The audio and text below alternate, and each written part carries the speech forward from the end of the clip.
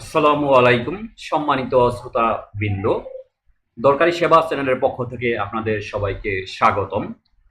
গত পর্বে আমি বলেছিলাম একজন ব্যবসায়ীর আয় গণনা আহ, এবং আয় থেকে কর পরিগণনা করার জন্য কি কি ক্ষেত্র আমাদের খেয়াল রাখতে হবে, অর্থাৎ কি কি বিষয়ে থেকে খরচ বা অবচয় দেখিয়ে করযোগ্য আয় কমাতে হবে। আজকে একটি প্র্যাকটিক্যাল উদাহরণ দিয়ে একজন স্টেশনারি ব্যবসায়ীর আয়কর হিসাব করব। চলুন দেখা যাক।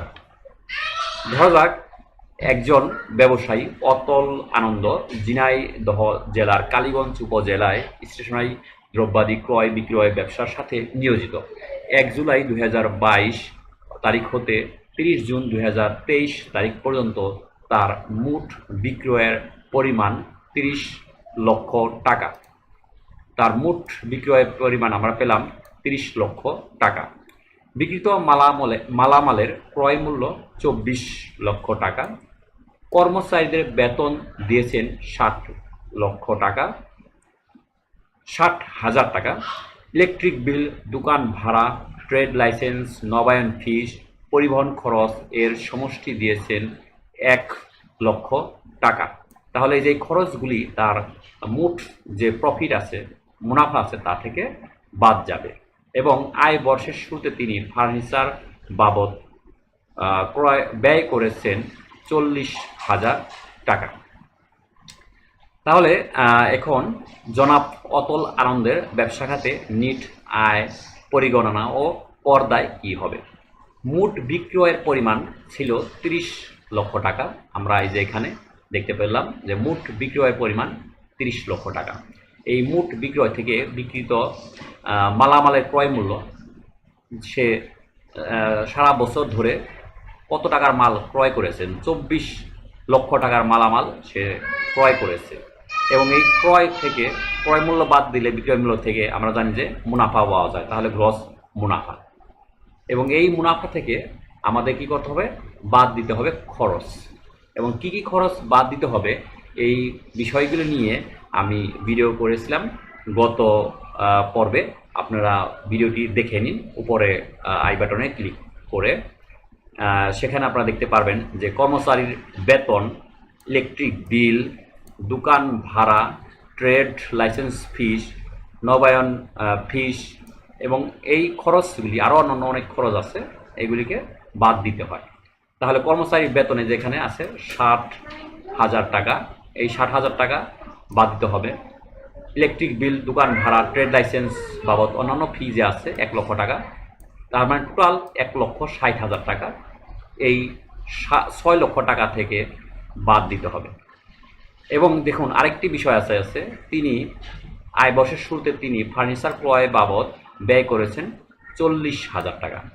এই 40,000 টাকা কিন্তু তিনি এখান থেকে সরাসরি বাদ দিতে পারবেন না, কারণ এই 40,000 টাকা তার মূলধনী জাতীয় খরচ, অর্থাৎ তার মূলধন হিসেবেই থেকে যাবে। কীরকম, যেমন সে ফার্নিচার কিনেছে বা টেবিল চেয়ার কিনেছে, কম্পিউটার কিনেছে বা অন্যান্য ম্যাটেরিয়াল কিনেছে, ওগুলি কিন্তু তার দোকানেই রয়ে গেছে, কিন্তু তা থেকে তিনি কিছুটা ছাড় পাবেন। এই ছাড়কে বলা হয় অবচয় ভাতা। চলুন আমরা দেখি আসলে কিভাবে অবচয় ভাতা ক্যালকুলেশন করতে হয়। যেমন মোট খরচ আমরা দেখলাম যে 1,60,000 টাকা। ব্যবসা খাতে অবচয় পূর্ব আয়, মানে অবচয় আমরা এখনো ধরিনি, অবচয় ধরার আগ পর্যন্ত ব্যবসা খাতে তার আয় কত, তাহলে 4,40,000 টাকা। এখন আমরা বাদ দিব অবচয়, আগে বাদ দিয়েছি খরচ, এখন বাদ দিব অবচয়। খরচ এবং অবচয়ের মধ্যে কিছুটা পার্থক্য আছে। অবচয় এটা মানে তৃতীয় তফসিল অনুযায়ী, কর আইনে যে তৃতীয় তফসিল আছে, সেই তৃতীয় তফসিলে বলা হয়েছে 10% হারে ভাতা পাবেন, অবচয় ভাতা। যেমন তিনি 40 লক্ষ টাকার মালামাল ক্রয় করেছেন, ফার্নিচার ক্রয় করেছেন, তাহলে এই 40,000 টাকার 40,000 টাকার তাহলে 10% তিনি অবচয় ভাতা পাবেন। 10% যদি আমরা বাদ দেই অবচয় ভাতা 4,40,000 থেকে, তাহলে থাকে 4,36,000 টাকা। তাহলে তার ব্যবসা খাতে নিট আয়, এই নিট আয় হলো কত? 4,36,000 টাকা। এই অবচয় ভাতাটা প্রতি বছর প্রতি বছরই 10% করে বাদ যাবে। কেন? কারণ আপনি যে পণ্যটা ক্রয় করলেন, যেমন ফার্নিচার ক্রয় করা হয়েছে, টেবিল চেয়ার বা কম্পিউটার, 1 বছর পরে কিন্তু এটার মূল্য আর যা ক্রয় মূল্য ছিল তা থাকবে না, তা থেকে কিছুটা মূল্য কমে যাবে, অর্থাৎ তার কিছুটা অবনমন হবে। এই প্রতি বছরই ওয়ারি তার অবনমন হবে, অর্থাৎ তার মূল্য কমে যাবে। সেই জন্য এটা একটি আইন করে দেওয়া হয়েছে, 10% হারে তার অবচয় ভাতা দিতে হবে। তাহলে 10,000 টাকা 10% আসে 4,000 টাকা। এটা বাদ দিলে আমাদের নিট আয় পাওয়া গেল 4,36,000 টাকা। তাহলে এই 4,36,000 টাকারই হবে আমাদের কর কর করদায়। যেমন আমরা যদি করদায় হিসাব করি, যে ট্যাক্স স্ল্যাব অনুযায়ী 2023-24 কর বর্ষে আছে পুরুষ যেহেতু, তাহলে তার 3.5 লক্ষ পর্যন্ত করমুক্ত, তার মানে শূন্য। পরবর্তী যে 86,000 আছে তার উপর 5%, তাহলে 5% যদি হয় তাহলে কর আসে 4,300 টাকা। তাহলে তার মোট কর দায় হবে 4,300 টাকা। যদি তার আর অন্য কোনো খরচ, আর অন্য কোনো আয় না থাকে, অথবা তার কোনো অ্যাকচুয়াল ইনভেস্টমেন্ট, প্রকৃত বিনিয়োগ না থাকে, যা দিয়ে সে কর রেয়াত দেখাতে পারবে। কর রেয়াত সম্পর্কিত আমার ভিডিও আছে, সে ভিডিও আপনারা আই বাটন থেকে দেখে নিতে পারবেন আমার চ্যানেলে।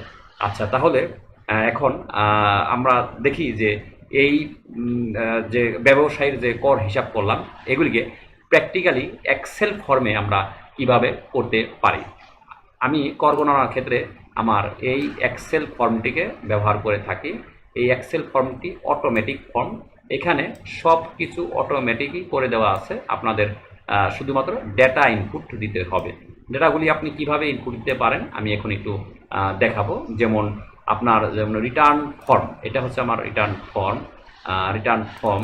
এই রিটার্ন ফর্মের মধ্যে আপনাকে ডেটা ইনপুট দিতে হবে।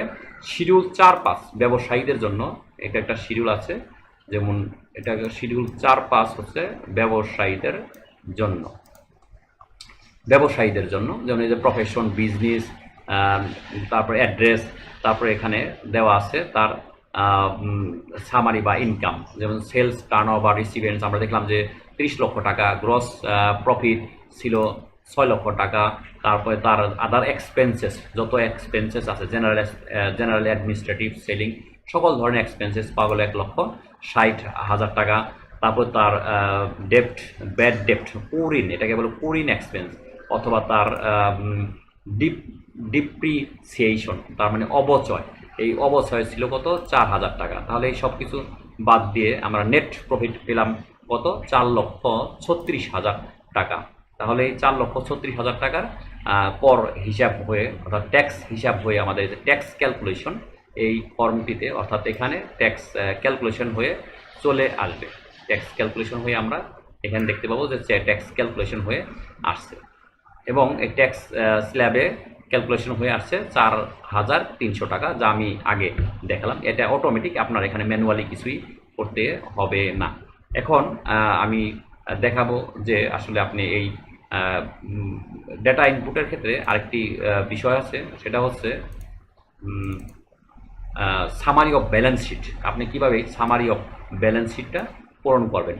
যেমন cash and bank balance, cash and bank balance যা আছে আপনার, সেটা আপনি বসিয়ে দিতে হবে। যেমন এখানে 60 লক্ষ টাকা, ইনভেন্টরি আছে 20 লক্ষ টাকা, ফিক্সড অ্যাসেট ভ্যালু আছে 1 লক্ষ টাকা, আদার অ্যাসেট 5 লক্ষ টাকা। আপনার যা আছে আপনি এখানে আপনার হিসাব বই থেকে এখানে বসিয়ে দিলেই হয়ে যাবে।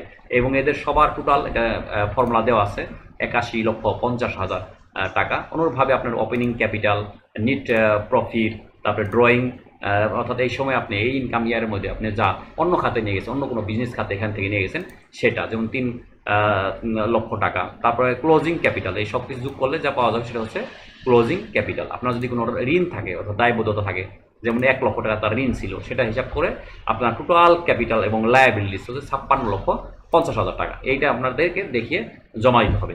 এই ট্যাক্সেল ফর্মে মানে এক্সেল ফর্মে ট্যাক্স হিসাব করা খুবই সহজ। আপনারা এটা যদি নিতে চান আমার সাথে যোগাযোগ করতে পারবেন এবং আশা করি ভিডিওটি আপনাদের ভালো লেগেছে।